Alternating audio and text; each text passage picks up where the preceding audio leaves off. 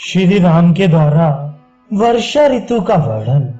इस प्रकार वाली का वध और सुग्रीव का राज्याभिषेक करने के अनंतर माल्यवान पर्वत के पृष्ठभाग में निवास करते हुए श्री रामचंद्र जी लक्ष्मण से कहने लगे, सुमित्रा नंदन, अब यह जल की प्राप्ति कराने वाला वह प्रसिद्ध वर्षा काल आ गया। देखो, पर्वत के समान प्रतीत होने वाले मेघों से आकाश मंडल आच्छन्न हो गया है। यह आकाश स्वरूपा तरुणी सूर्य की किरणों द्वारा समुद्रों का रस पीकर कार्तिक आदि 9 मासों तक धारण किए हुए गर्भ के रूप में जल रूपी रसायन को जन्म दे रही है। इस समय मेघ रूपी सोपान पंक्तियों द्वारा आकाश में चढ़कर गिरी मल्लिका और अर्जुन पुष्प की मालाओं से सूर्य देव को अलंकृत करना सरल सा हो गया है। संध्या काल की लाली प्रकट होने से बीच में लाल तथा किनारों के भागों में श्वेत एवं स्निग्ध प्रतीत होने वाले मेघ खंडों से आच्छादित हुआ आकाश ऐसा जान पड़ता है मानो उसने अपने घाव में रक्त रंजित सफेद कपड़ों की पट्टी बांध रखी हो। मंद मंद हवा निश्वास सी प्रतीत होती है। संध्या काल की लाली लाल चंदन बनकर ललाट आदि अंगों को अनुरंजित कर रही है तथा मेघ रूपी कपोल कुछ कुछ पांडु वर्ण का प्रतीत होता है। इस तरह ये आकाश कामातुर पुरुष के समान जान पड़ता है जो ग्रीष्म ऋतु में घास से तप गई थी। वह पृथ्वी वर्षा काल में नूतन जल से भीगकर सूर्य किरणों से तपी और आंसुओं से भीजी हुई शोक संतप्त सीता की भांति उष्णता का त्याग अथवा अश्रुपात कर रही है। मेघ के उदर से निकली कपूर की डली के समान ठंडी तथा केवड़ी की सुगंध से भरी हुई इस बरसाती वायु को मानो अंजलियों में भरकर पिया जा सकता है। यह पर्वत जिस पर अर्जुन के वृक्ष खिले हुए हैं तथा जो केवड़ों से सुवासित हो रहा है, शांत हुए शत्रु वाली सुग्रीव की भांति जल की धाराओं से अभिषिक्त हो रहा है। मेघ रूपी काले मृग चरम तथा वर्षा की धारा रूप यज्ञोपवीत धारण किए वायु से पूरित गुफा या हृदय वाली ये पर्वत ब्रह्मचारियों की भांति मानो वेदाध्ययन आरंभ कर रहे हैं। ये बिजलियां सोने के बने हुए कोड़ों के समान जान पड़ती है। इनकी मार खाकर मानो व्यथित हुआ आकाश अपने भीतर व्यक्त हुई मेघों की गंभीर गर्जना के रूप में आर्तनाद सा कर रहा है। नीले मेघ का आश्रय लेकर प्रकाशित होती हुई यह विद्युत मुझे रावण के अंग में छटपटाती हुई तपस्विनी सीता के समान प्रतीत होती है। बादलों का लेप लग जाने से जिनमें ग्रह नक्षत्र और चंद्रमा अदृश्य हो गए हैं, अतः जो नष्ट सी हो गई है, जिनके पूर्व पश्चिम आदि भेदों का विवेक लुप्त सा हो गया है, वे दिशाएं उन कामियों को जिन्हें प्रेयसी का संयोग सुख सुलभ है हितकर प्रतीत होती हैं। सुमित्रा नंदन, देखो इस पर्वत के शिखरों पर खिले हुए कुटज कैसी शोभा पाते हैं। कहीं तो पहली बार वर्षा होने पर भूमि से निकले हुए भाप से ये व्याप्त हैं और कहीं वर्षा के आगमन से अत्यंत उत्सुक हर्षोत्फुल्ल दिखाई देते हैं। मैं तो प्रिय विरह के शोक से पीड़ित हूँ और ये कुटज पुष्प मेरी प्रियवांगनी को उद्दीप्त कर रहे हैं। धरती की धूल शांत हो गई, अब वायु में शीतलता आ गई, गर्मी के दोषों का प्रसार बंद हो गया, भूपालों की युद्ध यात्रा रुक गई और परदेशी मनुष्य अपने अपने देश को लौट रहे हैं। मानसरोवर में निवास के लोभी हंस वहां के लिए प्रस्थित हो गए। इस समय चकवे अपनी प्रियाओं से मिल रहे हैं। निरंतर होने वाली वर्षा के जल से मार्ग टूट फूट गए हैं, इसलिए उन पर रथ आदि नहीं चल रहे हैं। आकाश में सब ओर बादल छिटके हुए हैं। कहीं तो उन बादलों से ढक जाने के कारण आकाश दिखाई नहीं देता है, और कहीं उनके फट जाने पर वे स्पष्ट दिखाई देने लगता है। ठीक उसी तरह जैसे जिसकी तरंग मालाएं शांत हो गई हों, उस महासागर का रूप कहीं तो पर्वतमालाओं से छिप जाने के कारण दिखाई नहीं देता, और कहीं पर्वतों का आवरण ना होने से दिखाई देता है। इस समय पहाड़ी नदियां वर्षा के नूतन जल को बड़े वेग से बहा रही हैं। वह जल सर्ज और कदम्ब के फूलों से मिश्रित है। पर्वत के घेरू आदि धातुओं से लाल रंग का हो गया है तथा मयूरों की केका ध्वनि उस जल के कलकल नाद का अनुसरण कर रही है। काले काले भौरों के समान प्रतीत होने वाले जामुन के सरस फल आजकल लोग जी भरकर खाते हैं, और हवा के वेग से हिले हुए आम के पके हुए बहुरंगी फल पृथ्वी पर गिरते रहते हैं। जैसे युद्ध स्थल में खड़े हुए मतवाले गजराज उच्च स्वर से चिंगारते हैं, उसी प्रकार गिरिराज के शिखरों की सी आकृति वाले मेघ जोर जोर से गर्जना कर रहे हैं। चमकती हुई बिजलियां इन मेघ रूपी गजराजों पर पताकाओं के समान फहरा रही हैं, और बगलों की पंक्तियां माला के समान शोभा देती हैं। देखो, अपराह्न काल में इन वनों की शोभा अधिक बढ़ जाती है, क्योंकि जल से इनमें हरी हरी घासें बढ़ गई हैं। झुंड के झुंड मोरों ने अपना नृत्योत्सव आरंभ कर दिया है, और मेघों ने इनमें निरंतर जल बरसाया है। बस पंक्तियों से सुशोभित ये जलधर मेघ जल का अधिक भार ढोते और गरजते हुए बड़े बड़े पर्वत शिखरों पर मानो विश्राम ले लेकर आगे बढ़ते हैं। गर्भ धारण के लिए मेघों की कामना रखकर आकाश में उड़ती हुई आनंद मग्न बलाकाओं की पंक्ति ऐसी जान पड़ती है मानो आकाश के गले में हवा से हिलती हुई श्वेत कमलों की सुंदर माला लटक रही हो। छोटे छोटे इंद्रगोप नामक कीड़ों से बीच बीच में चित्रित हुई नूतन घास से आच्छादित भूमि उस नारी के समान शोभा पाती है, जिसने अपने अंगों पर तोते के समान रंग वाला एक ऐसा कंबल ओढ़ रखा है, जिसके बीच बीच में महावर के रंग से रंगकर विचित्र शोभा से संपन्न कर दिया गया हो।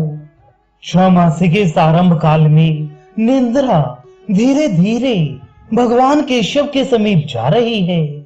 नदी तीव्र वेग से समुद्र के निकट पहुंच रही है। हर्ष भरी बलाका उड़कर मेघ की ओर जा रही है, और प्रियतमा सकाम भाव से अपने प्रियतम की सेवा में उपस्थित हो रही है। वन प्रांत मोरों के सुंदर नृत्य से सुशोभित हो गए हैं। कदम्ब वृक्ष फूलों और शाखाओं से संपन्न हो गए हैं। सांड गौओं के प्रति उन्हीं के समान काम भाव से आसक्त हैं, और पृथ्वी हरी हरी खेती तथा हरे भरे वनों से अत्यंत रमणीय प्रतीत होने लगी है। नदियां बह रही हैं, बादल पानी बरसा रहे हैं, मतवाले हाथी चिंगाड़ रहे हैं, वन प्राण शोभा पा रहे हैं। प्रियतमा के संयोग से वंचित हुए वियोगी प्राणी चिंतामग्न हो रहे हैं। मोर नाच रहे हैं, और वानर निश्चिंत एवं सुखी हो रहे हैं। वन के झरने के समीप क्रीड़ा से उल्लासित हुए मदवर्षी गजराज केवड़े के फूल की सुगंध को सूंघकर मतवाले हो उठे हैं, और झरने के जल के गिरने से जो शब्द होता है उससे आकुल हो वे मोरों के बोलने के साथ साथ स्वयं भी गर्जना करते हैं। जल की धारा गिरने से आहत होते और कदम्ब की डालियों पर लटकते हुए भ्रमर तत्काल ग्रहण किए पुष्प रस से उत्पन्न प्रगाढ़ मद को धीरे धीरे त्याग रहे हैं। कोयलों की चूर्ण राशि के समान काले और प्रचुर रस से भरे हुए बड़े बड़े फलों से लदी हुई जामुन वृक्ष की शाखाएं ऐसी जान पड़ती हैं मानो भ्रमरों के समुदाय उनसे सटकर उनके रस पी रहे हैं। विद्युत रूपी पताकाओं से अलंकृत एवं जोर जोर से गंभीर गर्जना करने वाली इन बादलों के रूप युद्ध के लिए उत्सुक हुए गजराजों के समान प्रतीत होते हैं। पर्वतीय वनों में विचरण करने वाला तथा अपने प्रतिद्वंदी के साथ युद्ध की इच्छा रखने वाला मदमत्त गजराज जो अपने मार्ग का अनुसरण करके आगे बढ़ा जा रहा था, पीछे से मेघ की गर्जना सुनकर प्रतिपक्षी हाथी के गर्जने की आशंका करके सहसा पीछे को लौट पड़ा। कहीं भ्रमरों के समूह गीत गा रहे हैं, कहीं मोर नाच रहे हैं और कहीं गजराज मदमत्त होकर विचर रहे हैं। इस प्रकार ये वन प्रांत अनेक भावों के आश्रय बनकर शोभा पा रहे हैं। कदम्ब, सर्ज, अर्जुन और स्थल कमल से संपन्न वन के भीतर भूमि मधु जल से परिपूर्ण हो मोरों के मधुयुक्त कलरवों और नृत्यों से उपलक्षित होकर मधुशाला के समान प्रतीत होती है। आकाश से गिरता हुआ मोती के समान स्वच्छ एवं निर्मल जल पत्ते के दोनों में संचित हुआ देख प्यासे पक्षी पपीहे हर्ष से भरकर देवराज इंद्र के दिए हुए उस जल को पीते हैं। वर्षा से भीग जाने के कारण उनकी पांखें विविध रंग की दिखाई देती हैं। भीमर रूप वीणा की मधुर झंकार हो रही है। मेढकों की आवाज कंठताल सी जान पड़ती है। मेघों की गर्जना के रूप में मृदंग बज रहे हैं। इस प्रकार वनों में संगीत उत्सव का आरंभ सा हो रहा है। विशाल पंख रूपी आभूषणों से विभूषित मोर वनों में कहीं नाच रहे हैं, कहीं जोर जोर से मीठी बोली बोल रहे हैं और कहीं वृक्षों की शाखाओं पर अपने सारे शरीर का बोझ डालकर बैठे हुए हैं। इस प्रकार उन्होंने संगीत नाच गान का आयोजन सा कर रखा है। मेघों की गर्जना सुनकर चिरकाल से रोकी हुई निंद्रा को त्याग कर जागे हुए अनेक प्रकार के रूप, आकार, वर्ण और बोली वाले मेढक नूतन जल की धारा से अभिहत होकर जोर जोर से बोल रहे हैं। कामातुर युवतियों की भांति दर्प भरी नदियां अपने वृक्ष पर उरोजों के स्थान में चक्रवाकों को वहन करती हैं और मर्यादा में रखने वाली जीर्ण शीर्ण कुल कगारों को तोड़ फोड़ एवं दूर बहाकर नूतन पुष्प आदि के उपहार से पूर्ण भोग के लिए सादर स्वीकृत अपने स्वामी समुद्र के समीप वेग पूर्वक चली जा रही हैं। नीले मेघों से सटी हुई नूतन जल से परिपूर्ण नील मेघ ऐसे प्रतीत होते हैं मानो दावानल से जले हुए पर्वतों में दावानल से दग्ध हुए दूसरे पर्वत बद्धमूल होकर सट गए हों। जहां मतवाले मोर कलनाद कर रहे हैं, जहां की हरी हरी घास वीर बहुटुओं के समुदाय से व्याप्त हो रही है तथा जो नीप और अर्जुन वृक्षों के फूलों की सुगंध से सुवासित हैं, उन परम रमणीय वन प्रांतों में बहुत से हाथी विचरा करते हैं। भ्रमरों के समुदाय नूतन जल की धारा से नष्ट हुए केसर वाले कमल पुष्पों को तुरंत त्याग कर केसर शोभित नवीन कदम्ब पुष्पों का रस बड़े हर्ष के साथ पी रहे हैं।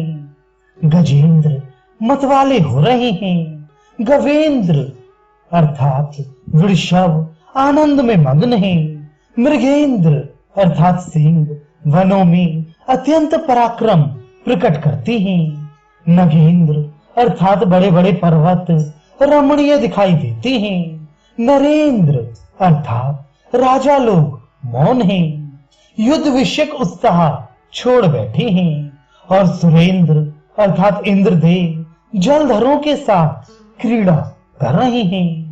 आकाश में लटके हुए ये मेघ अपनी गर्जना से समुद्र के कोलाहल को तिरस्कृत करके अपने जल के महान प्रवाह से नदी, तालाब, सरोवर, बावली तथा समूची पृथ्वी को आप्लावित कर रहे हैं।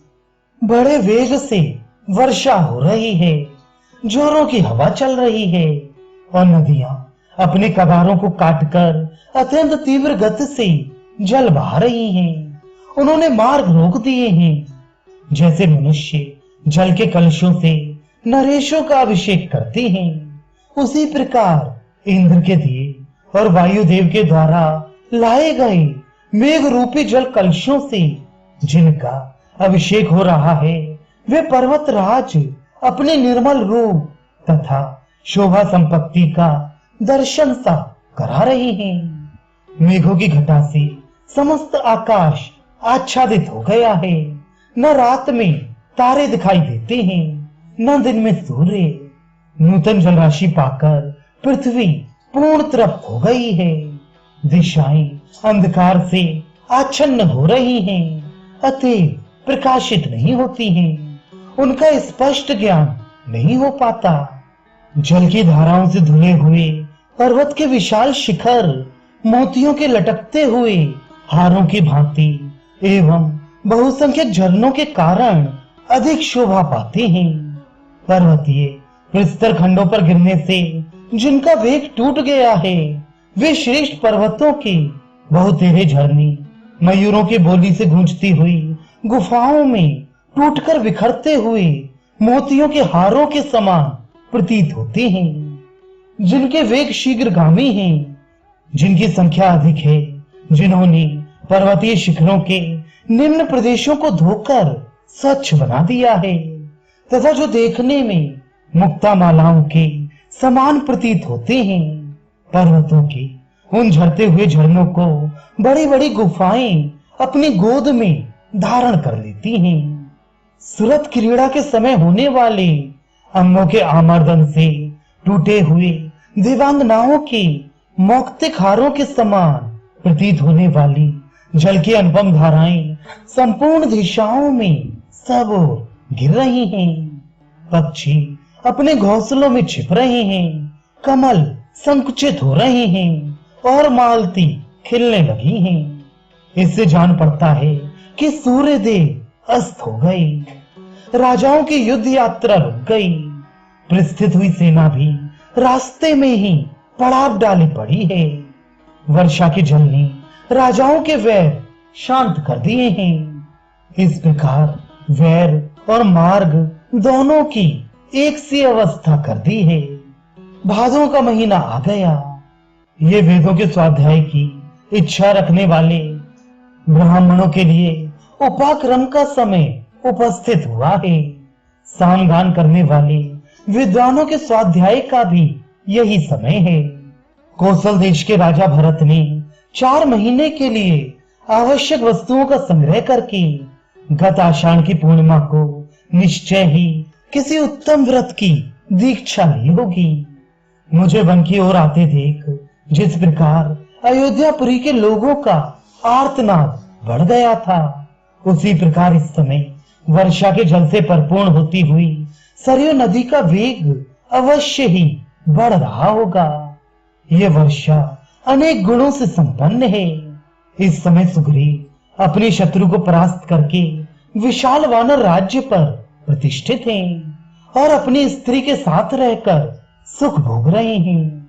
किंतु लक्ष्मण, मैं अपने महान राज्य से तो भ्रष्ट हो ही गया हूँ। मेरी स्त्री भी हर ली गई है, इसलिए पानी से गले हुए नदी के तट की भांति कष्ट पा रहा हूँ। मेरा शोक बढ़ गया है। मेरे लिए वर्षा के दिनों को बिताना अत्यंत कठिन हो गया है और मेरा महान शत्रु रावण भी मुझे अजेय सा प्रतीत होता है। एक तो यह यात्रा का समय नहीं है, दूसरे मार्ग भी अत्यंत दुर्गम है। इसलिए सुग्रीव के नतमस्तक होने पर भी मैंने उनसे कुछ कहा नहीं है। वानर सुग्रीव बहुत दिनों से कष्ट भोगते थे और दीर्घ काल के पश्चात अब अपनी पत्नी से मिले हैं। इधर मेरा कार्य बड़ा भारी है, थोड़े दिनों में सिद्ध होने वाला नहीं है, इसलिए मैं इस समय उससे कुछ कहना नहीं चाहता हूं। कुछ दिनों तक विश्राम करके उपयुक्त समय आया हुआ जान वे स्वयं ही मेरे उपकार को समझेंगे, इसमें संशय नहीं है। अतः शुभ लक्षण लक्ष्मण, मैं सुग्रीव की प्रसन्नता और नदियों के जल की स्वच्छता चाहता हुआ शरद काल की प्रतीक्षा में चुपचाप बैठा हुआ हूँ। जो वीर पुरुष किसी के उपकार से उपकृत होता है, वह प्रत्युपकार करके उसका बदला अवश्य चुकाता है, किंतु यदि कोई उपकार को ना मानकर या भुलाकर प्रत्युपकार से मुंह मोड़ देता है, वे शक्तिशाली श्रेष्ठ पुरुषों के मन को ठेस पहुंचाता है। श्री रामचंद्र जी के ऐसा कहने पर लक्ष्मण ने सोच विचार कर उसकी भूर भूरी प्रशंसा की और दोनों हाथ जोड़कर अपनी शुभ दृष्टि का परिचय देते हुए वे नयनाभिराम श्री राम से इस प्रकार बोले। नरेश्वर, जैसा कि आपने कहा है, वानर राज सुग्रीव शीघ्र ही आपका ये सारा मनोरथ सिद्ध करेंगे। अतः आप शत्रु के संहार करने का दृढ़ निश्चय लिए शरत काल की प्रतीक्षा कीजिए और इस वर्षा काल के विलंब को सहन कीजिए।